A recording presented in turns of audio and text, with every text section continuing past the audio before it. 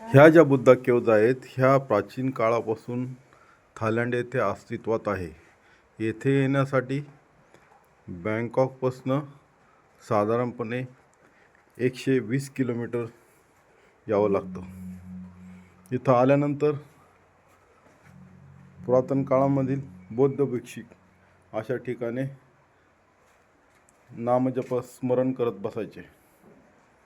आता इथं यांनी काही माहिती दिलेली आहे, परंतु ती थाई भाषेत असल्या कारणानं मी वाचू शकत नाही. आपण पाहाल हे केव्ज कशा बनवलेले आहेत. अतिशय हा म्हणजे एकदम ओरिजिनल डोंगरामध्ये केलेले ह्या केव्ज आहेत पहा. आणि इथं अशा ऐतिहासिक स्थळांसाठी प्रशासनाने खूप चांगल्या प्रकारची डेव्हलपमेंट केलेली आहे की ज्यापासून येथील स्थानिक नागरिकांना रोजगार उपलब्ध होऊ शकेल.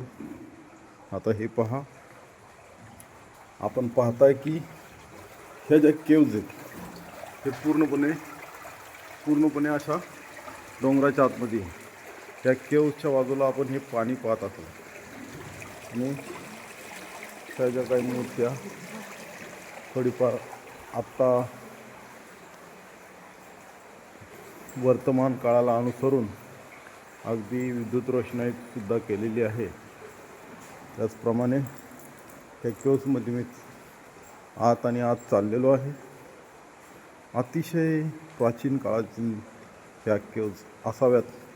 साधारणपणे 15व्या ते 16व्या शतकातल्या, ज्यावेळेस गौतम बुद्ध हे भारतातनं फिरत थायलंडमध्ये आले, शांतीचा उपदेश करत थायलंडमध्ये आले.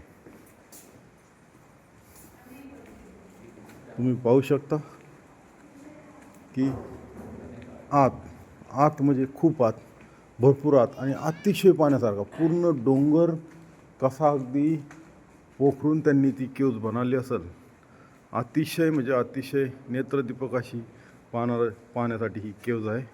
आपण जर बँकॉकमध्ये आलास तर पटाया वगैरे न जाता या ठिकाणी जरूर या. अतिशय पाहण्यासारखी. आता गव्हर्नमेंटने हे रस्ते वगैरे आतमध्ये नवीन केलेले आहेत. पूर्वी असे रस्ते नसावेत. पूर्वी फक्त माती असेल खाली, परंतु उत्कृष्ट शिल्पकला. एक ही पहा, हे पहा,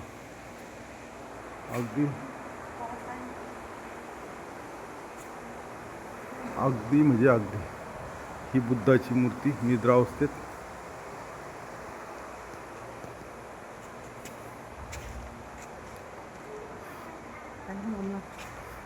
किती उंच ही केव्ज असेल.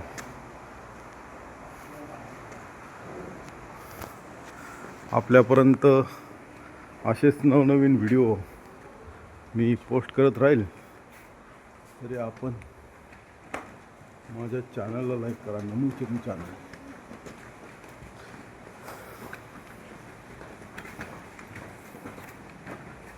ह्या ज्या स्टेअरकेस बनवल्यात त्या बहुतेक गेल्या 8-10 वर्षापूर्वी बनवलेल्या आहेत.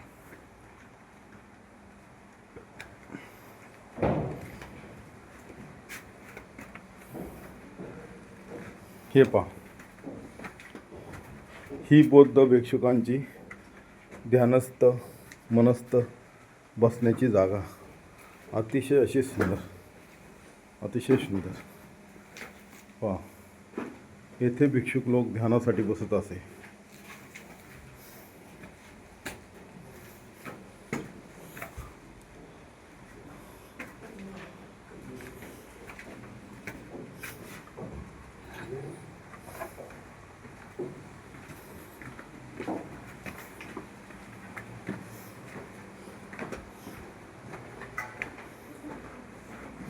मी अजून केव्जच्या वरच्या बाजूला चाललेलो आहे आणि हा डोंगर मी तुम्हाला बाहेरनं दाखवेल.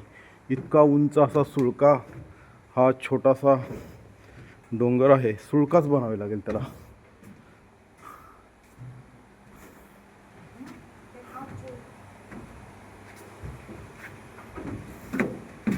येथे पादत्राणे काढून पुढे जावे लागते.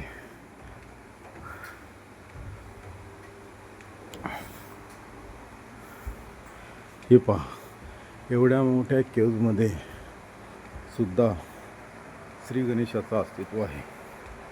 एका बाजूला गौतम बुद्ध, दुसऱ्या बाजूला श्री गणेश.